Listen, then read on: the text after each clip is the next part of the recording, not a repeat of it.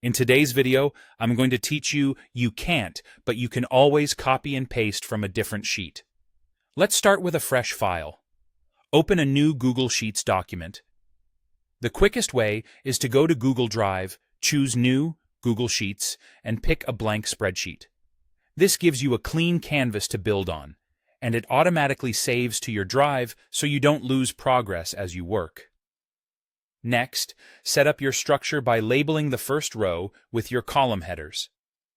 Click into cell A1 and type Date, then move to B1 for Name, C1 for Amount, and D1 for Status. These are just examples. You can swap them for the fields that match your workflow. Clear headers make your sheet searchable, filterable, and much easier to read, especially when it grows. Now, adjust the column widths so nothing feels cramped. Hover over the line between the column letters at the top, say between A and B, until you see the resize cursor, then click and drag to the width you want. If your text is cut off, widen it. If there's too much empty space, narrow it. A quick tip: double-click the border to auto-fit the width to the longest entry in that column.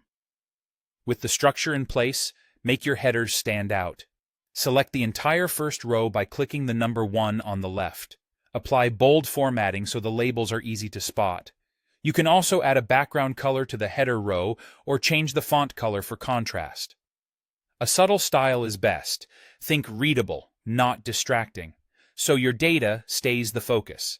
If you want to control data entry and reduce mistakes, add data validation to specific columns. For example, to keep the status column consistent, select column D, go to Data, then Data Validation Rules. Choose a drop-down and enter the allowed values, like pending, paid, or overdue.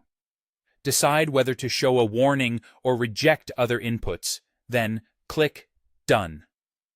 This keeps your entries clean and standard across the sheet, which is especially helpful if multiple people are editing.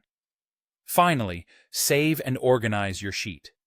Click the title in the top left corner and give your document a clear, descriptive name.